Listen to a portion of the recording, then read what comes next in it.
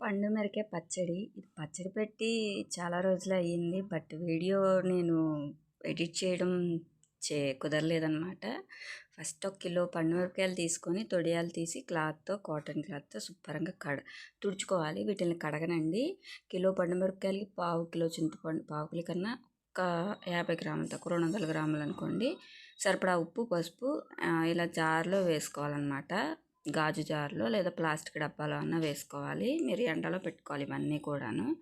ఈ రోలు ఇవన్నీ కడిగి ఎండలో పెట్టుకొని ఇలాగా కొంచెం పండుమిర్చి, ఉప్పు, పసుపు, చింతపండు కూడా వేసుకొని ఇలా తొక్కుకోవాలండి. కచ్చాపచ్చాగా తొక్కుకోవాలన్నమాట.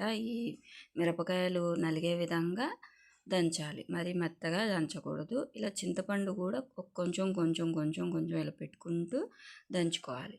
దంచుకొని ఈ జార్లోకి తీసుకోవాలి. ఒక వారం 10 రోజుల తర్వాత ఈ గింజ, ఈ తొక్క మొత్తం కూడా మెత్తబడుతుంది అనమాట. ఈ విధంగా అయిపోతుంది. కొంచెం ఊరుతుంది అనమాట. ఈ ఉప్పు చింతపండులో ఊరుతుంది ఒక 10 రోజుల తర్వాత. ఇప్పుడు దీన్ని నేను మిక్సర్ జార్లో మెత్తగా గ్రైండ్ చేసేస్తున్నాను.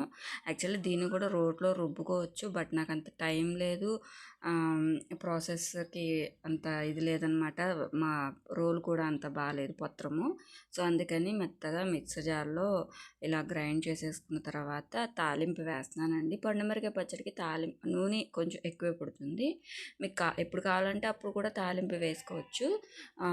నేను కొంచెం పచ్చడి తాలింపు అయితే వేస్తున్నాను.